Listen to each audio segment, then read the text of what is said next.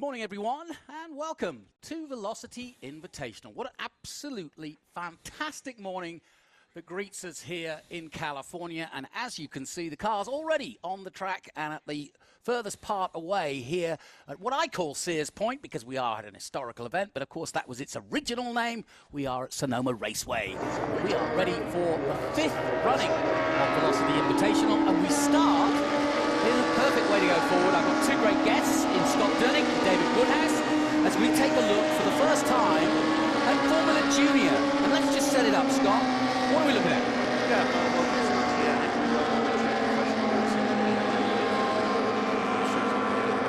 All the great legends, Graham Hill, Jim Clark, everybody drove these cars.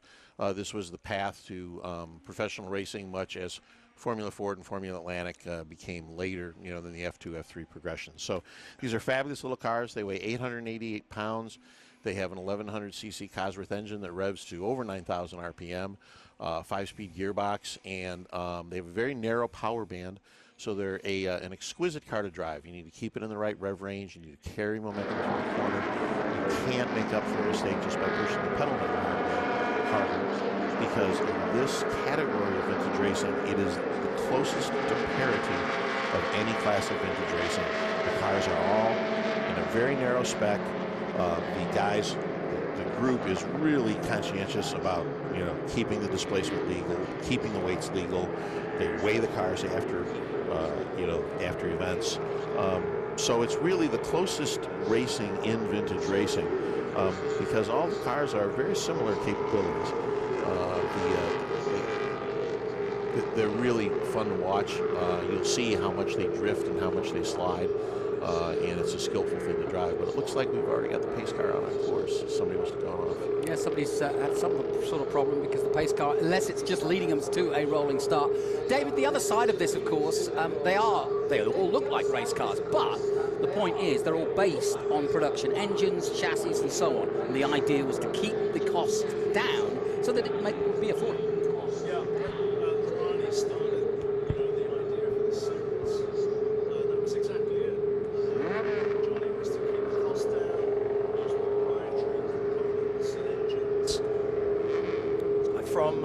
Production cars, and a lot of the manufacturers, it wasn't just the engines, but they use off-the-shelf components from suspension parts and other pieces. So it's amazing to me that these cars were built by a lot of them by Formula One manufacturers. And actually, if you look at the cars, they're literally scaled down versions of the Formula One cars that those manufacturers made. So from the Cooper T56, which is literally a scaled-down T53 Formula One car. Yeah, that's a really interesting point, because so many of the F1 manufacturers back then, they were in what they hoped was a revenue-positive business. It didn't often work that way, but they made Formula Juniors and F2 cars to sell to fund their Formula One efforts. It was long before sponsorship. And some of the first production cars, Scott, production racing cars, right, in mass production. Absolutely, yeah, and that's one of the things. Almost all the British cars anyway share the same Triumph Herald uprights and the same hubs and the same things. In period, the gearboxes started out as modified Volkswagens or modified Fiats. Then Mike Hewlett came along and evolved it a little bit. But the whole idea was that someone who was not the son of an industrial scion could actually buy a car and go racing. But it looks like somebody just had a mechanical. They were off in the corner there. But we've got Art Hebert out front in his Lola Mark V. And, an interesting thing, as David was mentioning, there's so much diversity in this group. Look at how many different manufacturers are here. There's Coopers, Lotus, Oscar, Huffaker, Stanley, Dolphin. There's so many different cars. And again, that's because back then it was a wide open competition. Yeah, it amazes me how many Lotus and Lolas and so on and so forth made it over to the States originally. And then, of course, the Americans did their specials and they did their adjustments and said, oh, we can do that a little bit better, or I can put a more powerful engine in that. And, of course, that's where it starts to creep up a bit. Yeah, well, many of the... Not in this particular field. Well, no, you're correct. we had restored a Lotus 27, and when we got it, it had a twin cam in it. Someone was running as a Formula B car. You know, these cars back then were not these, you know, artifacts of racing legacy. They were just old race cars. So people bought them, and if you wanted to run it as a Formula B, where you put in the engine and the carbs and the wheels to make it that spec, and well, away we go. We're under safety at the moment. As you can see, the pace car is out. It's giving us a nice look. And like you say, let's talk about some of these ones. You mentioned the Dolphin. Do either of you know? Yeah. The Dolphin was an American-made racing car. They made both Formula Juniors, they made some Formula B cars, and they made sports racing cars. The Dolphins were quite light in their construction. This one belongs to David Woodhouse, and let's let him talk about it. He knows them very well. Yeah, so sadly I should be out there today. This is my first time at Sonoma Raceway. So I was just getting used to the track on the test day on Thursday, and sadly the rear stub axle sheared. So very sad not to be here talking about it and not be out there. But yeah, the Dolphin's a very, very interesting car. This is the Series 2 car. My car actually was owned and raced by Ken Miles in 1961, so he raced it for six or seven meetings that year. And then it was sold to Lothar Motzenbacher and became his first race car. Oh, pivotal figure in American racing, Can-Am series, everything. And I had no idea, David, we're brothers under the skin. I have a Dolphin sports racer. Do you? With the right. So. So yeah, I've had this car 20 years. We found it as a basket case in Colorado, restored it. And, how do you go about finding these things? You know, they get advertised in the Formula Junior newsletter, you know, back in Europe. And I was here in America and found it. And with John Collins Racing, we restored it. We've been running it for 20 years, but not this weekend.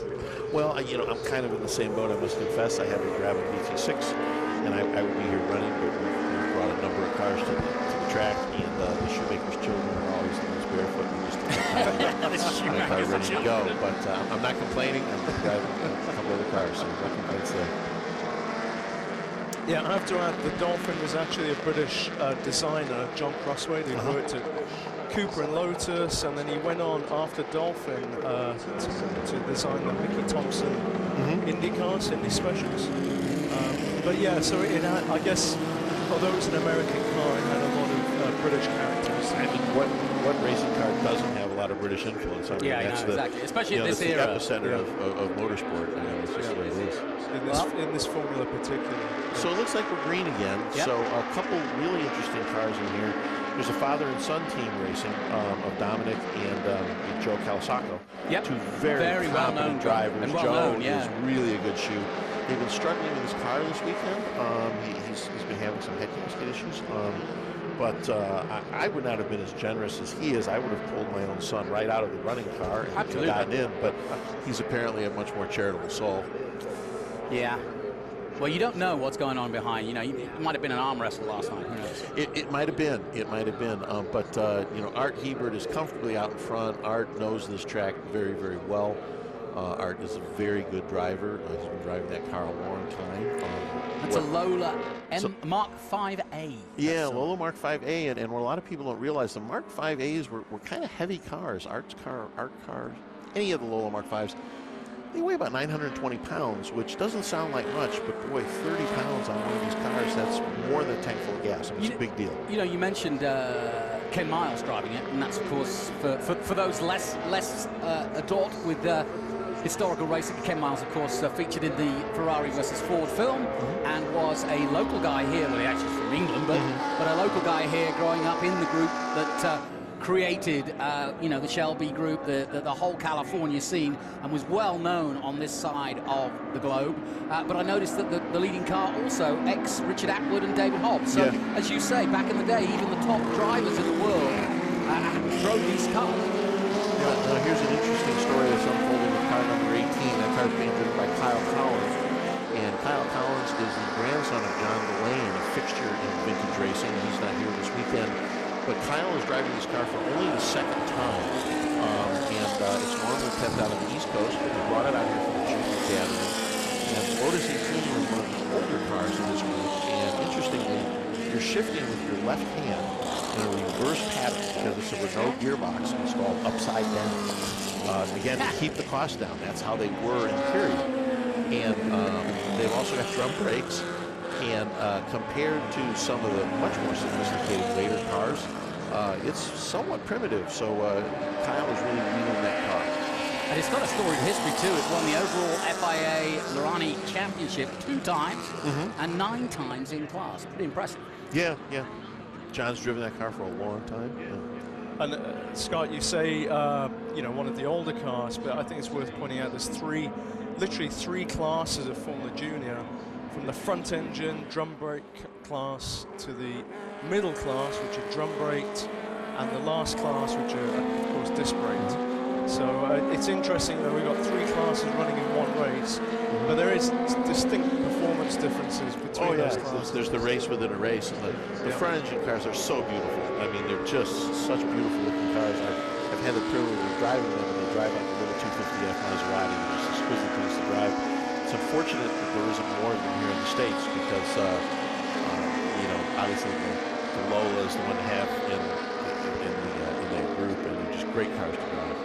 Now, one that caught mine was the Italian, actually, make, which is Stanguellini. Stanguellini. Stanguellini, and I believe that was literally the first off the line.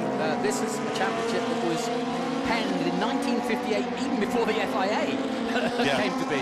The pre-runner to the FIA basically sanctioned it, and the first makers were these Italians, and they basically made a mini Maserati F1 car.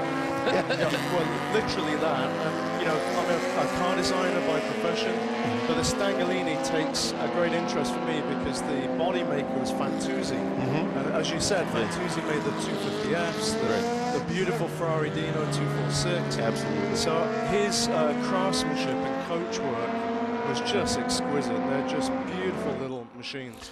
Yeah, and the Stanguellini also is, whereas many of the, or almost all the English and American cars use Triumph and Ford-based parts, Stanguellini used almost exclusively Fiat-based parts. So you've got a gearbox from a Fiat 500, you got the engine from a Fiat 850 or 1100 bored out to the 1100 cc's, and it's just a completely different set of components.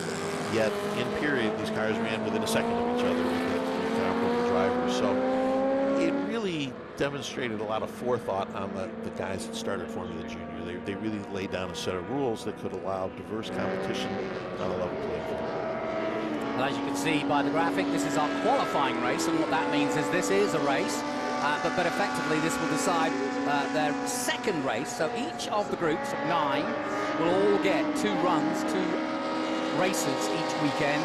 They've been out here for the last couple of days, and we haven't had many incidents or any problems, but a little bit of oil here and there, but they are historic cars. And as you can see, Hemet in the number 2 has now increased his lead to just over 2 seconds now. Good little battle here, though. Yeah, this is a Cooper Lotus sandwich here. You've got 2 Coopers in the Lotus 27 in the middle. 27 considered certainly one of the most sophisticated juniors. It's a monocoque chassis, all aluminum. It's not tube chassis like almost everyone else. The Coopers started with BMC engines, and the very late ones had Ford engines, which made them a little more competitive currently compared to what they've developed. But again, you know, these cars are as much down to the driver as they are to the competence of the chassis. That's why I'm fortunate to bum rides on a lot of cars, but I love my junior. So Scott, the 27 is really seen as the pinnacle of juniors, being a monocoque. I think it was the only one that was a monocoque. Yeah, right? the only one, and they're a monstrous pain in the butt to work on. You've got to get the engine out to change the starter. You've got to get the engine out to change the. I had a 27 and then got a Brabham, and I was like, I'm done with this. Yeah, the Brabham was much easier. That number 27, Lotus 27, was actually originally purchased by Carl Haas and ran it in the 60s in SCCA. So. And it's being driven now by Chris Locke, who is just a stalwart of vintage racing, a true Lotus aficionado. It's his car, right? Yep. He's got a Lotus 77 Formula 1 car, which is absolutely fantastic. Chris has raced that car all over the world. Yeah. And Chris rarely puts a real wheel wrong. He's really a very careful, cautious, but competent. Yeah, I've seen Chris Locke around the world. Yeah, as you say, he's been racing this car since 2001. Quite comfortable racing with Chris at this time. Yeah, Goodwood Revival, Monterey Historic, obviously here, and it's also raced at the Nürburgring, Silverstone Spa, Jerez, you name it. So it's got a great history. Yeah, slot. another interesting car that's out there right now, the number 24 car, a product of this zip code, the Huffaker Formula Junior. There you go, yeah. Huffaker was based at this racetrack. Yeah. That car, 50, 60 years ago was welded together in a shed out here, and, now it's still racing around. And I would say Huffaker is probably one of the most famous names of, now it's restoration, but in the day, making cars, putting cars, fettling cars, and getting them ready to race back in the early days of racing here. And still here, And right? still here, Up yeah. the hill. Huffaker really, while they did, cars in smaller volumes in the early days, certainly in the 80s and 90s, both in SCCA and IMSA racing, Huffaker was very good at doing strategic partnerships with OEMs and other manufacturers and engine builders, and they put together a lot of cars. And boy, there's several Huffaker vintage cars that race right now that are complete terrors on the grid, and some good drivers. Very good cars. Well, as you saw, the checkered flag is out there, which means that our man Ebert has done the business and dominated here. He was over 2 seconds ahead of everybody at one point, but a nice start to the day. Yeah, so going down, who else was second, third, fourth? What do we have? Well, we had, I think, Colivas was second place, and then Collins, I think, was still third. Good, yeah. Well, end. Nick is another fixture here at Sonoma and been racing here a long time.